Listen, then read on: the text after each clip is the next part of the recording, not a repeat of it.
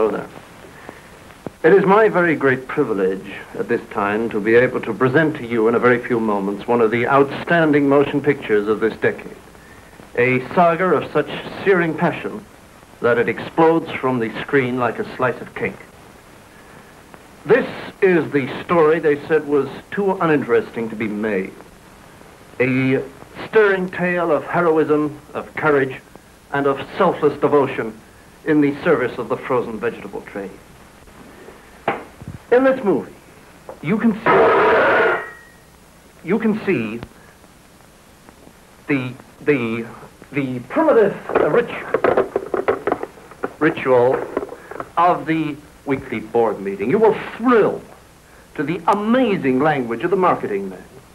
You will watch with wonder the strange, unearthly mating ritual of the assistant head of motivational research. Ladies and gentlemen, at this time it gives me much pride, and it is with a great deal of sincerity and honor that I now present the Norman St. John Stevens and Peggy Mount in Billy Bremner's extraordinary motion picture, The Great Bird's Eye Pea Relaunch of 1971.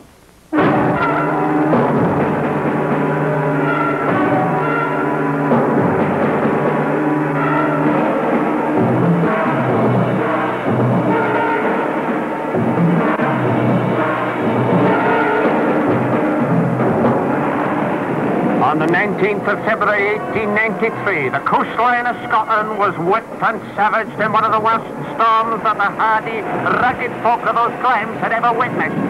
The merciless sea and wind lashed the shore and its tiny dwellings for 9 unending days. However, our story takes place in Surrey in 1970, which is a bit of a relief as it's much quieter there. In the early months of 1970, in an obscure building in a rather unfashionable part of suburban Surrey, a small group of men met together to plan an operation which, if successful, would change the entire face of the edible pea market as we know it today. These desperate men dedicated frozen pea other than their own, the notorious and strangely named Bird's Eye frozen peas, now gathered together at the Bird's Eye chief's bidding to plan the utter annihilation of all their erstwhile competitors. The atmosphere was tense and expectant. Bearing in mind always that other factors deleterious to the continual thriving of this great organization. And I emphasize this, and I cannot stress this too strong. The changes, small changes perhaps, major changes, probably. But, Mr. Chairman, I would suggest great changes that we shall see in the forthcoming year. The responsibility for which, and indeed... Shut up! You're a great cheat.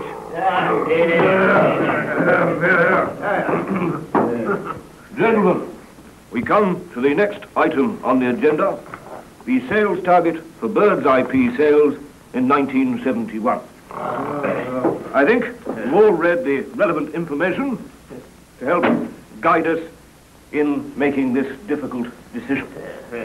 So I now suggest that we fix the sales target in the customary way by drawing it out of a hat. 5%. The sales target for 1971 is a 5% increase over 1970. That simply means we have to hold our market share while the market itself increases. Play Bristol Rovers. Can we collect our fees now?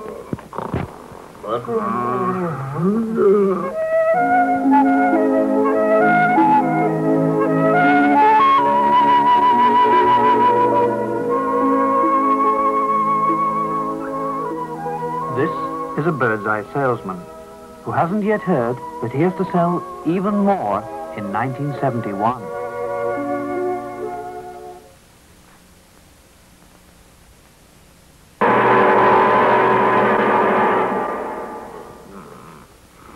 Well, that's it, gentlemen. We've done a good morning's work. Time for lunch, I think. Wait. Good. God, who are you? I am the comparatively good fairy. The comparatively good fairy? Well, nobody's perfect. Boom, boom, boom. One in a row. And I look after all bird's eye salesmen everywhere and make sure their sales targets are not too high. Well, it's not too high. If you don't improve your product and presentation, it is. It's not. Yes, it is. No, it isn't. It bleeding well is. Now shut your gob unless you'd like to be turned into a frog. Oh. Don't threaten me, young man.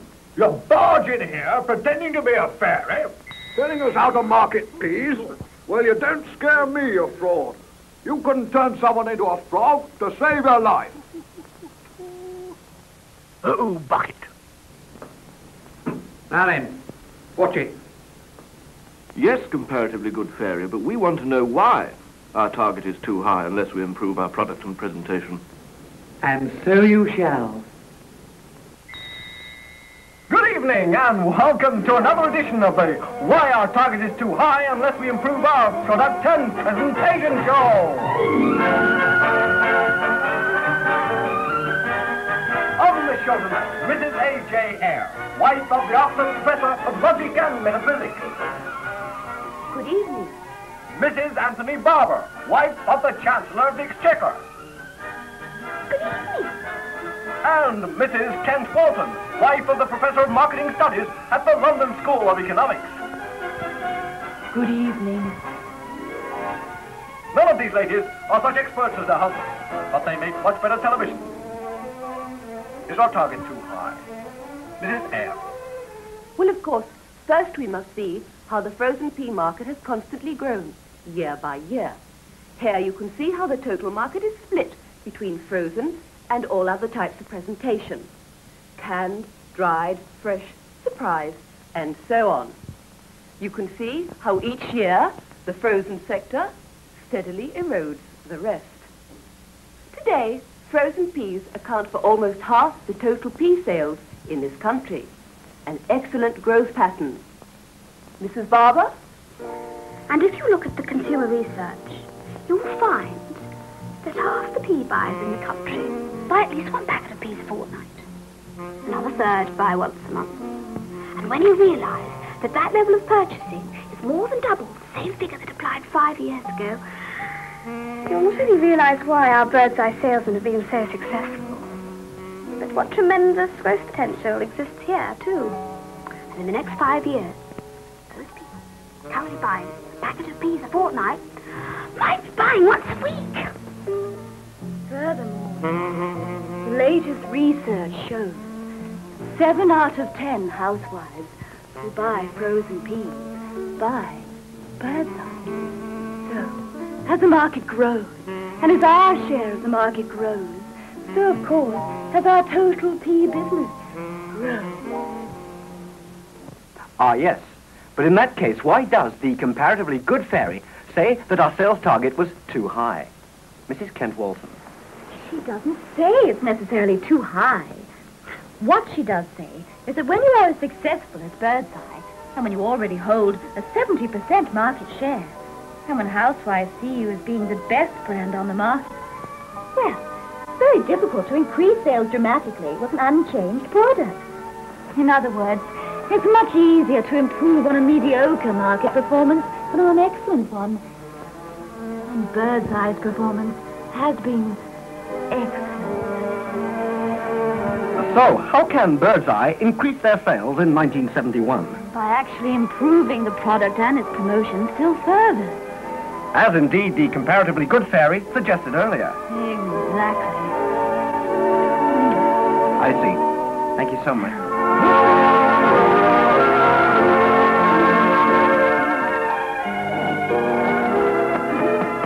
Improve the product?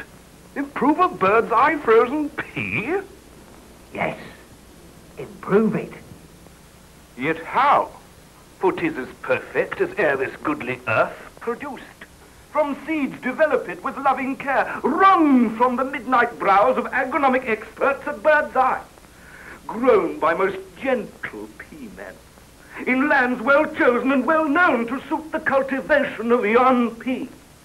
Till harvested in the ripened fullness of its time, perfect and tender. Straightway 'tis clapped in icy bonds, refrigerated there and carried thence. Behold, the miracle is moved. Arguing thus, how can you say to me 'tmay be improved? Sorry, that's all you're getting. Oh, bloody fairies.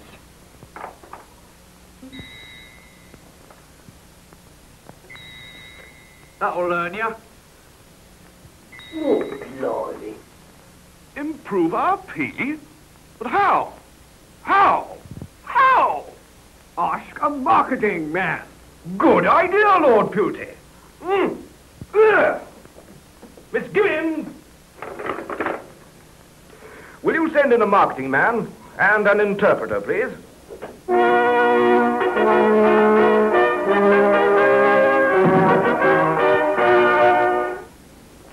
Good morning.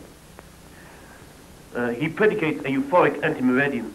Oh, a reciprocal extrapolation of matutinal benignity. It says good morning, too. Will you please ask it how we can improve the bird's eye pea? Yes. Please adumbrate the methodology of product amelioration. Oh, postulating a strategy of substantive and non-image USB reformation, assuming constant ABP, extrinsic to a maximization of point-of-sale realization, increased media activity or in-style promotional usage, instigate an in-depth motivational analysis on the full A to E spectrum with correlated empiric limited placement merchandising. It says ask some housewives. Boom. By Jove, that's a good idea. That's what we'll do then. Right, good, marvellous. When your whole business depends upon pleasing the housewife and convincing her of your quality, and when your continued growth depends upon pleasing her and convincing her even more, then you ask her what she wants. And this is what Birdseye did. In March, they set up a major national inquiry to establish attitudes towards frozen peas. They asked housewives from all over the country, of different social groups, of different income groups, of different ages, of different family circumstances, and so on and so on and so on. And it asked each housewife why she liked peas.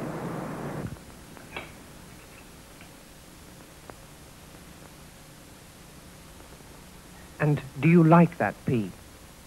Yes, it's very nice indeed. That's the right answer.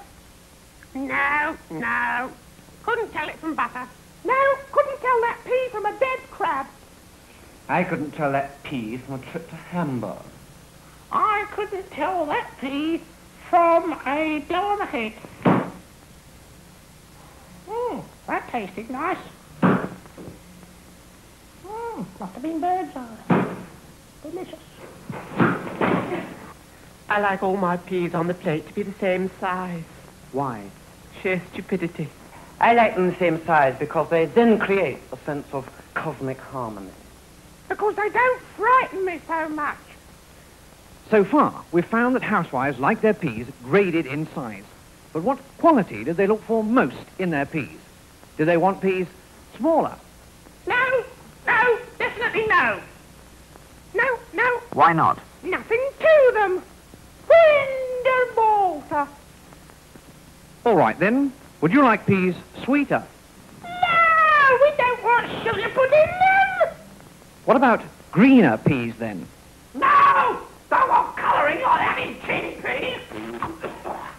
All that dichlorodiphenyl trichloroethane and deoxyribose nucleic acid and monosodium glutamate. That's bloody rubbish. All right, then. How do you like your vegetables and peas? Younger. Younger. In an hammock. Standing up. Younger. We began to detect one message coming through all these interviews.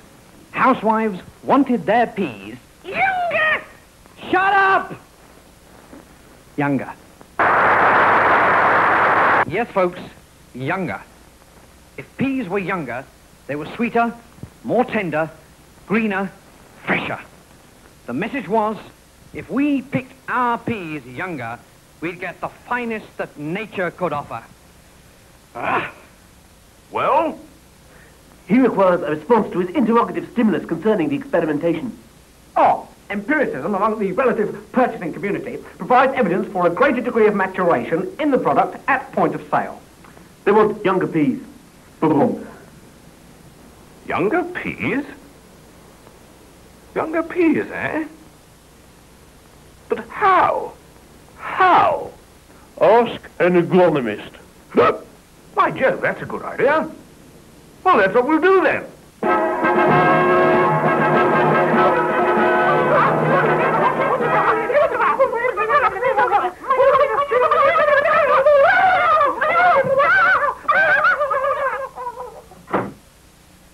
Can we produce even younger peas? There is no reason why we cannot produce a younger pea. Let me explain. We measure the age and tenderness of a given pea, X, with this machine, Y, which we scientists call a tenderometer, Q. It measures the crushability, C, and tenderness, E, of the pea, X. Now, N. On this chart, L, the more M tender E, the PX, is, the lower the tenderometer reading, B. Thus, a very young pea, small x, will have a tenderometer Q reading of less than 100. R. Normally N, we W scientists S, R, A, A, R, M. Stop talking like that. Sorry. Normally, Birdseye harvest their peas at a tenderometer reading of 107. A tenderometer reading of over 110 means that the peas are getting too old.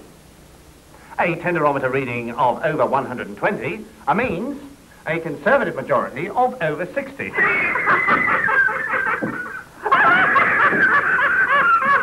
Don't be silly. Not easy making this kind of information interesting, you know. Shut up. Sorry. Well, if you want a younger pea, I recommend harvesting at a tenderometer reading of 103. Let it be done. Yea, O master, for thy very word is our command. Yet hearken unto me, master, hearken even unto the words I shall tell thee, for thou shalt need the right seed, that thou mayst harvest it at the right moment. Stop talking like that. Sorry. You'll need our special seed in the exact moment to pick it younger. It's only trying to make it more interesting.